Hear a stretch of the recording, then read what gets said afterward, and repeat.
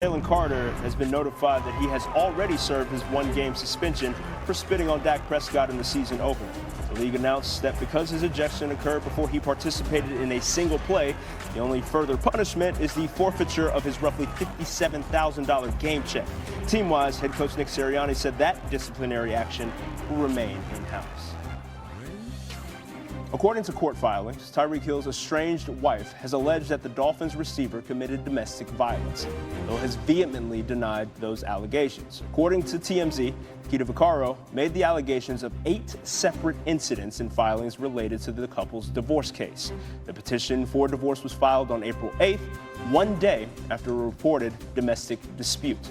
Hill has not been criminally charged, and it is unclear whether law enforcement is investigating Vaccaro's allegations. Let's go to the Commanders now. They're going to head to Green Bay for Thursday Night Football, and their quarterback found himself on today's injury report. Washington listed Jayden Daniels with a right wrist injury. The good news is that he was a full participant in practice, and Dan Quinn noted that there were zero concerns with his quarterback's wrists. Here's Quinn, though, on facing Micah Parsons. Are you asking what would I do if I was coaching him? Yeah, I'd sit him this week on a short week. In my experience, the best of the best teams have had a number of players that were high-level hitters, and now this one gets too much attention. You leave this one open, you know, he's gonna shoot the three and make you pay. And so you want to have, you know, enough balance in how you do things to make sure that one player, you know, doesn't get too much attention, but also enough that they don't wreck the game. Look, if Daniels does suit out on Thursday, which it looks like he's going to, he'll have a familiar foe in Micah Parsons to deal with. Parsons has terrorized Washington with 10.5 sacks in 8 games against them. That includes 4.5 sacks of Daniels in his rookie season. And so here's Rob Domowski with more on the Packers star. Guess who decided how much Micah Parsons played in his debut for the Packers here on Sunday against the Lions? The answer? Micah Parsons. Well, just how that happened. Here's how Parsons made his case. You know, the other day when they were talking to me about the snap count, I was like, I mean, we could run gassers, we could be in practice, and you give me these plays, we could run to the ball. But I was like, at the end of the day, like, you gotta let me push through some things. You gotta let me, like, you know, get tired and get wore out there, so that way I can become better and get better from it. And, you know, that's when it was like, okay, your reps can go up. Like, you gotta really, like, sometimes you gotta fight for your own right to play, you know, even though they bring you in. As for Thursday's game here against the Commanders, I asked defensive coordinator Jeff Hafley if on a short week Parsons could play any more than he did on Sunday. And he said hopefully, but we'll see how he feels. And hopefully very soon, we're talking about him never coming out of the game. In Green Bay, Rob Domowski, ESPN.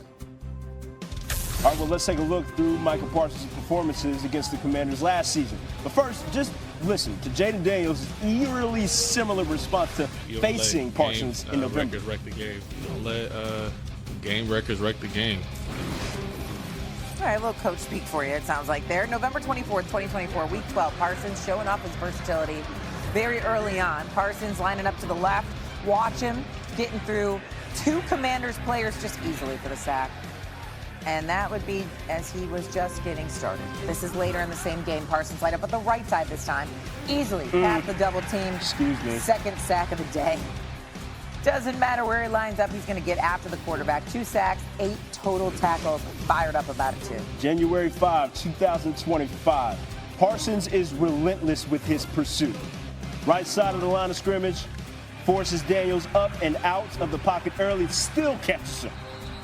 6.21 seconds until the sack, marking Parsons' second slowest sack of the season. And then, just 2 plays later, showed you the pursuit now, the quickness. Over the center, that's a bad spot for that offensive lineman. Takes no time. Took him 2.808 seconds this time to get to Daniels. His quickest sack of the season, had 2.5 sacks, 4 total tackles, 2 games.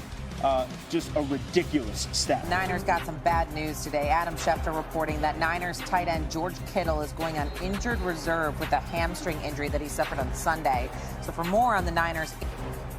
49ers decided that George Kittle was going to need to miss at least 4 games, so they put him on injured reserve, and now he won't be able to play until their 6th game of the season. He joins a long list of injured 49ers pass catchers that includes Juwan Jennings, who has suffered a shoulder injury in the Week 1 game. They're hopeful that that's not too serious, but they're awaiting further word on that. They signed Kendrick Bourne, a former 49er, back to their wide receiver core to help bolster things as they're kind of losing bodies left and right there. And then quarterback Brock Purdy has a left shoulder injury and a toe injury. The 49ers are going to find out as their practice week unfolds how much Brock Purdy can do and whether he will, in fact, be healthy enough to participate in their Week 2 game. If he can't, Mac Jones is the backup quarterback who would take over for Brock Purdy in Week 2.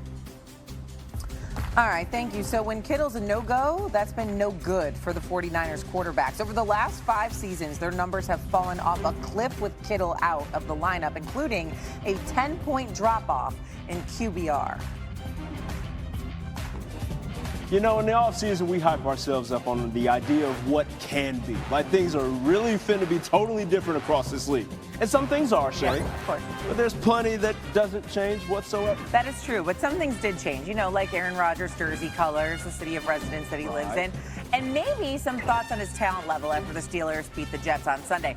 Vintage Aaron Rodgers, though, I have to admit, it was good to see. It was. So let's focus in on number 8. He had his 4th game with 4 passing touchdowns in NFL history. How about a little special teams action? Kickoff returns are back, baby, as the return rate was at 76% in Week 1. That's the highest rate in a single week since 2010. And Pete Carroll led the Raiders to a win. Carroll became the first coach to win in his debut with 4 different franchises, first doing so over 30 years ago with the Jets. How about the Buffalo Bills sit in the final 4 minutes to win a season opener in league history? And the Packers looked like the team to beat in Week 1. They won their 13th straight home opener.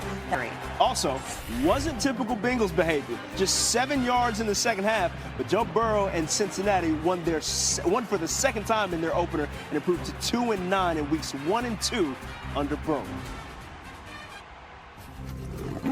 Yeah, there's One of the NFL fantasy season is in the books. Here's a look at the top performers by position. Shocker, Josh Allen led all players with nearly 40 points. What might surprise you, though, Juwan Johnson led all tight ends in point total. Here's Daniel Dopp on the Saints tight ends and others who you should target on the waiver wire this week. Week 1 is in the books, which means it's time to dive into the first waiver wire of the season. And why not start at the tight end spot? If you got to replace George Kittle, I'm looking at Juwan Johnson. 11 targets in Week 1, led the Saints in both catches and yards. And a reminder, there's no Taysom Hill on this squad. This team should be trailing a ton basically all year long, which means they're going to have to throw the ball a lot. He is a top 12 tight end for me in Week 2 against the San Francisco 49ers. I also love myself some Hollywood Brown. Unfortunately, with Xavier Worthy going down in Week 1, Hollywood Brown had to step up, and he crushed it. 16 targets for 10 catches and 99 yards. He is going to be a low-end wide receiver 2 or high-end flex play against the Philadelphia Eagles here in Week 2. And at the running back spot, you got to talk about the Cleveland Browns.